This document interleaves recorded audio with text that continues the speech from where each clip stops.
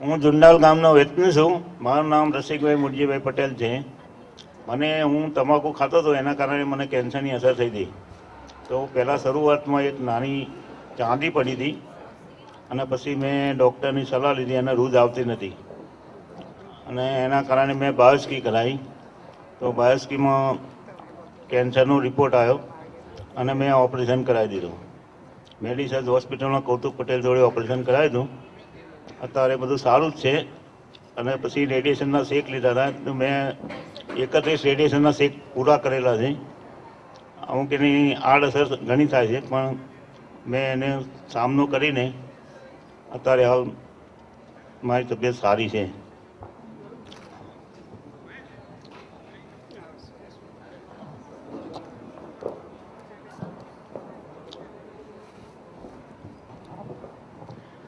સુરેશભાઈ મણિભાઈ પટેલ, ઉનાવાનો વતની છું. Higher secondary teacher છું. 28 સપ્ટેમ્બર 2001માં ઓપરેશન કરાવેલું છે મેં. જમણા ગાલે કેન્સર છે. કદાચ તમને અત્યારે કોઈને ખ્યાલ પણ નહીં આવતો હોય. ઉપર નીચેનું જડબું જમણી બાજુથી આટલેથી આખું કાઢી નાખેલું છે. ખાલી બહારની સ્કીન જ ઓરિજિનલ છે, બાકીની સ્કીન અહીંયાથી છાતી ઉપરથી ગ્રાફ્ટ કરેલી છે. આજે પણ દાઢી બહાર જે આવે છે એવી અંદર આવે છે. મારું નિદાન, જે કેન્સરનું નિદાન થયું એ ખાસ કહું તમને કે શરૂઆતમાં હું તમાકુનો વ્યસની હતો, હજી નથી સુધર્યો. આમ તો મૌન રહેવાનો હતો, પણ મારું ફેમિલી છે તૈયાર છે જાહેર કરવા માટે, એટલે મેં એમને તક ના આપવા માટે જાહેર કરી દીધું છે. મારો પુત્ર એટલા માટે સ્પેશિયલ અહીંયા આવ્યો છે કે તમે ના કહો તો હું કહેવાનો જ છું.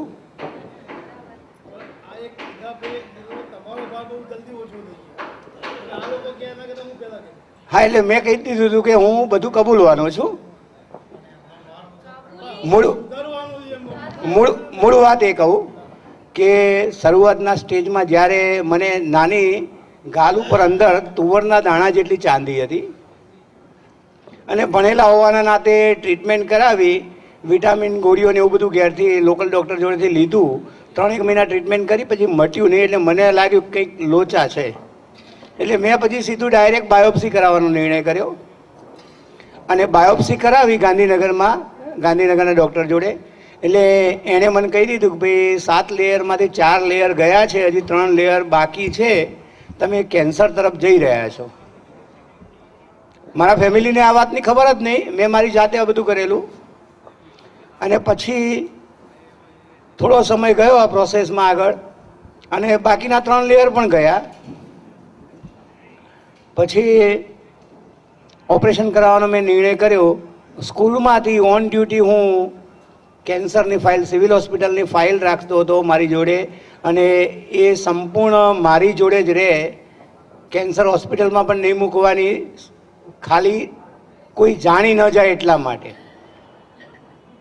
કે ફાઇલ હું મારી સ્કૂલમાં મારા સ્ટાફ મિત્રોને પણ જાણવા નહોતો દેતો, કારણ કે પેકેટમાંથી જ બહાર કાઢવાની. કારણ કે કેન્સરની ફાઇલ લાલ કલરની દેખાઈ જાય અને ઉપર લખેલું હોય, એટલે કોઈ વાંચી જાય તો એ ખબર પડે. એટલે હું બહુ સિક્યોરલી આ બધું કામ કરતો હતો. પ્રોસેસ બધી રાઈટ પ્રોસેસ કરતો હતો, પણ ઘરના કોઈને ગંધ પણ ના આવી જોઈએ. કીધું મને તો થયું છે જે થયું છે તે, પણ ઘરના જો માણસો જાણી જશે તો બિચારા એડવાન્સમાં મરી જશે. એટલે મેં કીધું ટ્રીટમેન્ટ લેવી છે, આપણે પૂરેપૂરી ટ્રીટમેન્ટ કરાવવી છે, પણ જો જીવાય એવું હોય તો ટ્રીટમેન્ટ કરાવીએ, ઓપરેશન કરાવીએ. ઓપરેશન કરાવવાનો નિર્ણય કર્યો અને બનવા કાળે એવું બન્યું કે 26મી જાન્યુઆરીએ ભૂકંપ આવ્યો અને આખી સિવિલ હોસ્પિટલ પેક થઈ ગઈ. એટલે ઓપરેશન પાછું લંબાયું. એ પહેલાં ઓપરેશન કરાવવાનો પ્રયત્ન કર્યો તો મારો સન ધાબા ઉપરથી પડી ગયો અને એ એકદમ ક્રિટિકલ પોઝિશનમાં આવી ગયો. પછી મારા ઘરવાળાને જાણવા નથી દીધું, બધી ટ્રીટમેન્ટ કરાવી. પહેલાં લેસરથી ટ્રાય કર્યો, પછી ડૉક્ટરે ના છૂટકે નક્કી કર્યું કે ઓપરેશન કરવાનું છે. ઓપરેશન કરાવી લીધું. સતત આ ટ્રીટમેન્ટ ચાલુ. એક બાજુ રેડિયોથેરાપી, ઓપરેશન પછી રેડિયોથેરાપી લેવાની, અને રેડિયોથેરાપી લેવાની ત્યારે કેન્સરના પેશન્ટોને તો કદાચ ખબર હોય જ કે કીમોથેરાપી ને રેડિયોથેરાપી. કીમોથેરાપી તો ખતરનાક બાબત છે, પણ એવું તો ખતરનાક ગણીએ તો ચાલે જ નહીં, એ જરૂરી છે. રેડિયોથેરાપીમાં જેમ જેમ શેક વધતા જાય એમ દર્દીની તબિયત થોડી બગડતી જાય. અને પહેલું એક કે દર્દીને સ્વાદનો અનુભવ ન થાય. પહેલાં જ શેકથી સ્વાદ બંધ થઈ જાય અને દર્દી ઘરે જમવાની બૂમો પાડે એટલે પેલા ફેમિલી મેમ્બર્સ ટેન્શનમાં આવે કે દર્દી કેમ જમતો નથી. એટલે મેં મારા ફેમિલીને મારા ટોટલ શેક પૂરા થયા ત્યાં સુધી કીધું નથી કે મને કોઈ વસ્તુમાં સ્વાદ નથી આવતો. બસ જે આપે રબડી બનાવીને પી જવાની. અને હોસ્પિટલમાં પણ મેં હિંમત કરેલી. ડૉક્ટરે ઓપરેશન પછી ના પાડેલી કે મોંએથી કંઈ જમવાનું નથી, પણ મારી સામે મારા મિસિસ બેઠેલા છે. એ લોકો ટિફિન જમે અને મને જીવ બળે, કારણ કે 28 દિવસ સતત 20 દિવસ સુધી કંઈ જમેલો નહીં ને આ લોકો સામે બેસીને જમે. એટલે હું પાછો કોમેન્ટ કરતો હતો, લખીને બોલાતું નહોતું એટલે લખીને કોમેન્ટ કરું કે મારી સામે તમે બેસીને આ રીતે જમશો મને મૂકીને તો તમને પચશે નહીં.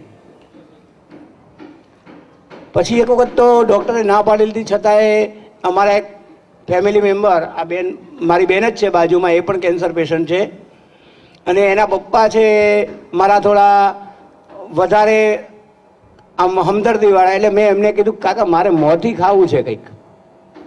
મેં એને કીધું વેનીલા લઈ આપો. પછી ફેમિલી મેમ્બર્સ બીજા જે જોડે હતા એમણે તો ના જ પાડી દીધી કે એવું કંઈ કરાય નહીં. મેં કીધું શું થશે વધુમાં વધુ, મારે ખાવું જ છે કીધું. કાકાએ વેનીલા લઈ આપી, ઝાપટી પણ દીધી, ડૉક્ટરને જાહેર ના કર્યું. જોકે આ સારી બાબત નથી, પણ મારા જે સત્ય અનુભવ છે એ તમને કહું છું. કદાચ આજે બોલવામાં તમને બધાને બહારથી દેખાતું હશે કે બિલ્ડિંગ તો મજબૂત દેખાય છે, કંઈ તકલીફ દેખાતી નથી. તકલીફો છે, ઘણી તકલીફો છે, પણ મેં તકલીફોને અવગણી છે કે જે છે એ ઘણું સારું છે. બાકીનું જે છે એને એન્જોય કરો. અને મરવાની ચિંતા મને સહેજે નહોતી, કારણ કે લોકો એમ કહેતા હતા પહેલેથી કે ઉપર પણ સારા માણસની જરૂર હોય છે. એટલે ત્યારથી જ મને શ્રદ્ધા થઈ ગઈ કે આપણે ઉપર નહીં જવું પડે. હું જ્યારે સિવિલમાં એડમિટ હતો ને ત્યારે મારી લોબીમાંથી મેં કાઉન્ટ કરેલા 28 દિવસમાં 17 જણા ઉપર પહોંચી ગયા હતા. એટલે મને એમ હતું કે 18માં આપણો નંબર ના આવી જાય. કાઉન્ટ જ કરતો હતો રોજ, કારણ કે એક સાથે કોઈ રૂમમાંથી રોકકડ થાય એટલે મેસેજ આવી જાય કે 15 નંબરવાળો ગયો ને 14 નંબરવાળો ગયો ને એવું બધું થાય. એટલે હું પડ્યો કાઉન્ટ કરું. પણ પછી મનમાં શ્રદ્ધા કરી કે લોકો એમ કહે છે કે ઉપર સારા માણસની જરૂર છે, એટલે મેં કીધું આપણે તો કોઈ ચિંતા છે નહીં અને નર્ક પેક છે એવી એ વાત ખબર હતી. એટલે કીધું બહુ વાંધો નથી, આપણે એ જોખમ નથી. આ રીતે કેન્સરના આખી યાત્રા પૂરી કરી છે અને 2 વર્ષ સુધી ફોલોઅપમાં જતો હતો. 2 વર્ષમાં તો નિયમિત હું ફોલોઅપમાં જતો હતો. ડૉક્ટર દર મહિને બોલાવે. પછી તો કેન્સરની ફાઇલ પણ મેં કીધું આ ઘેર ખરાબ યાદો રાખવી નથી એટલે ફાઇલ ત્યાં આપી દીધી. પછી સવારે ત્યાં જઈએ એટલે ફાઇલ કઢાવવાની. આ તો સિવિલની પ્રોસિજર એટલે બહુ વિચિત્ર પ્રોસિજર. ફાઇલ કઢાવીએ 2 કલાક જેવું સમય થાય અને પછી ડૉક્ટર ફક્ત એટલું જુએ ફાઇલ લઈને અને મોં જોઈને કે આપણું કરેલું ઓપરેશન સક્સેસ છે. ડૉક્ટરો ફક્ત આટલું જોતા એટલે મને લાગ્યું કે મારી ટ્રીટમેન્ટ કંઈ થતી નથી આ ફોલોઅપમાં, ફક્ત ડૉક્ટરો એમનું રિઝલ્ટ જુએ છે. એટલે મેં કીધું રિઝલ્ટ જોવા માટે મારે આખો દિવસ નથી બગાડવો. 2 વર્ષ પછી છોડી દીધું મેં. આજ સુધી ફરી સિવિલમાં ટ્રીટમેન્ટ માટે નથી ગયો. પછી નક્કી કરી દીધું કે મોંમાં જોતા રહેવાનું, કંઈ તકલીફ લાગે તો ડાયા થઈને પહોંચી જવાનું, બાકી ત્યાં સુધી બિંદાસ જીવવાનું.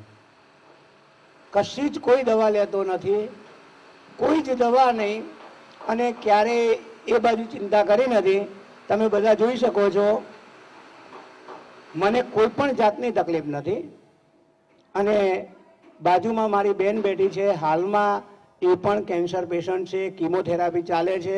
એને પણ સતત હું એપ્રિશિએટ કરું છું કે બહુ નાની વાત છે, આરામથી ક્યોર થઈ જશે, ગભરાવાની કોઈ જરૂર નથી. ધન્યવાદ. અને ખાસ ગિરીશભાઈને અભિનંદન આપીશ કે ગિરીશભાઈએ એમના પપ્પા એટલે કે મારા મામા શામળ મામાની પુણ્યતિથિ નિમિત્તે આજે કંઈક સમાજની સેવામાં નવું કરવાની વૃત્તિવાળા ગિરીશભાઈએ આ કેન્સર કે કિડનીના પેશન્ટોને ભેગા કરીને સમાજમાં નવજાગૃતિ લાવવાનો વિશેષ પ્રયત્ન કર્યો છે. એ ખરેખર બિરદાવવાને યોગ્ય છે. અમે સૌ પેશન્ટો સમાજ વતી એને બારોબાર પ્રશંસા કરીએ છીએ. ધન્યવાદ.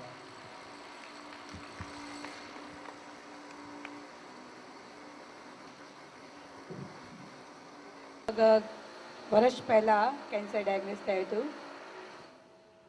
એના પછી એની ટ્રીટમેન્ટ લીધી મેં, ઓપરેશન બી કરાવી લીધું અને કીમોથેરાપી બી થઈ ગઈ, શેક બી થયા, રેડિયેશનના શેક થયા, 6 કીમો થયા અને 6 કીમો પૂરા થયા અને આ 2 મહિનાના ફોલોઅપ રિપોર્ટમાં જ મારે લંગ્સમાં સ્પ્રેડ આવ્યું અને અત્યારે એની ટ્રીટમેન્ટ ચાલે છે.